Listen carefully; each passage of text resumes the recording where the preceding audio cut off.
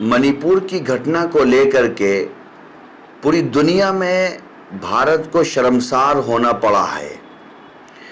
सभी लोग जानते हैं कि पिछले कई महीनों से मणिपुर एक राज्य के तौर पर जल रहा है। जो जातिगत हिंसा है वो जैसे जैसे यात्रा लंबी हो रही है वो हिंसा बढ़ती ही चली जा रही है। और हद तो उस वक्त हो गई जब 2 दिन पहले एक कलेजे को चीरने वाली वीडियो वायरल हुई जिसमें 2 लड़कियों को नंगा करके एक इंसानों की शक्ल में जानवरों का एक समूह उनके साथ अमानवीय व्यवहार कर रहा था। उस वक्त सारी दुनिया ने भारत की तरफ देखा और भारत को राष्ट्रीय पटल पर शर्मसार होना पड़ा। बहुत सारे सवालात बनते हैं। चूंकि सरकार की ये जिम्मेदारी होती है कि वो देश के अंदर शांति को कायम करे, न्याय को कायम करे, इंसाफ के रास्तों को आम करे। एक राज्य के तौर पर जब करीब 1.5 लाख लोग अपने घरों को छोड़ करके मेघालय और आसाम में पनाह ले रहे हों और कई जिलों के हजारों नागरिक अपने गांव को छोड़ करके कैंपों में जीवन यापन कर रहे हों, तो आप कल्पना करिए कि उस राज्य में कितनी गंभीर न्यायिक सिचुएशन से लोग गुजर रहे होंगे। हर तरफ कत्ल गारत गिरी है। एक कम्युनिटी दूसरी कम्युनिटी को टारगेट कर रही है। एक रिलीजन के लोग दूसरे रिलीजन के खून के प्यासे हो रहे हैं। एक एक जिले के अंदर 57 चर्चों को जला दिया जाता है, कई 50 मंदिरों को जला दिया जाता है और एक हिंसा की एक ऐसी आग है जिसमें सब अंधे हो गए हैं।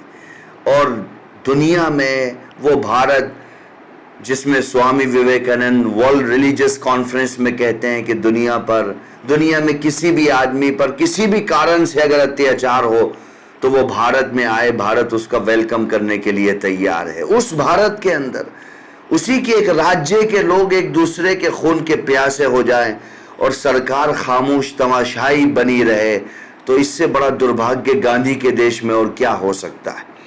मैं जमीयत उलमाए हिंद के स्टेट लीगल एडवाइज़र होने की हैसियत से और एक इस्लामिक स्कॉलर होने की हैसियत से, इस देश का एक नागरिक होने की हैसियत से मैं भारत सरकार से ये मांग करता हूं कि आप कृपा करके किसी भी तरीके से, हाउ एनी, आपने कुछ भी करना पड़े आप करिए और मणिपुर के अंदर किसी भी सूरत में शांति को कायम करिए।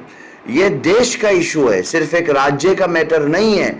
और इतना लंबा समय गुजर चुका है, करीब 70 से 75 दिन गुजर चुके हैं, लेकिन स्थिति दिन के गुजरने के साथ साथ और गंभीर होती चली आ रही है। और मैं मांग करता हूं राष्ट्रपति जी से कि तत्काल राज्य सरकार को बर्खास्त करके केंद्र सरकार अपनी जिम्मेदारी में वहां की सूरत हाल को देखे और इस बात को समझना चाहिए कि अगर हिंसा होगी तो किसी एक कम्युनिटी का नुकसान नहीं होगा। अगर मणिपुर में हिंसा है तो जो लोग हिंसा कर रहे हैं सिर्फ उनकी हानि नहीं हो रही है बल्कि पूरे राज्य का नुकसान हो रहा है। इसीलिए हम कहते हैं कि हिंसा किसी भी समस्या का समाधान नहीं है। हम शर्मिंदा हैं उस घटना पर।